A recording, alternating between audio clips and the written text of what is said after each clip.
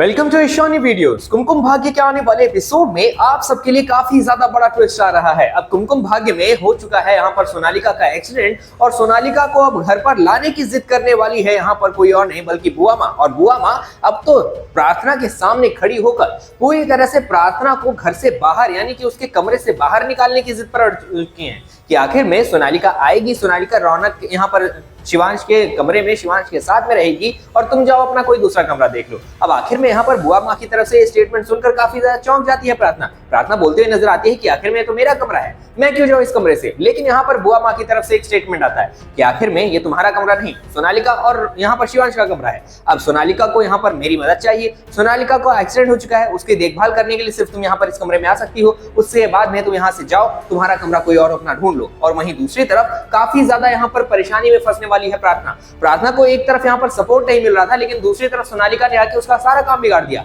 अब आने वाले एपिसोड में शिवांश पहुंचने वाला है अब यहाँ पर पायल के घर पर पुलिस वालों को लेकर, वो भी इस वजह से कि आखिर में पायल ने किया है एक्सीडेंट यहाँ पर, वो भी किसी और का नहीं बल्कि यहाँ पर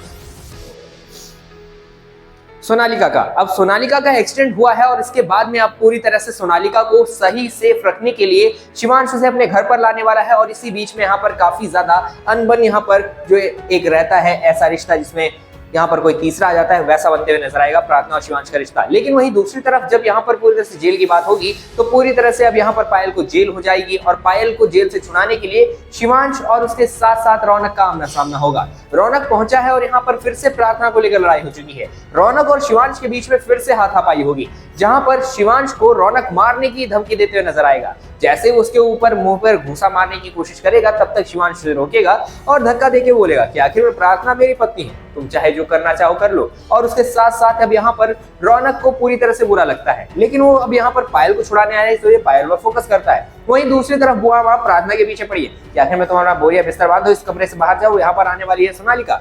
अब आखिर में देखना बड़ा दिलचस्प रहेगा कि आखिर में क्या करेगी प्रार्थना और क्या शिवांश जब वापस आएगा तो क्या प्रार्थना की मदद करेगा या फिर नहीं। आपको क्या लगता है जल्दी से कमेंट करके जरूर बताना। मिलते हैं आपको नेक्स्ट वीडियो में। Thank you.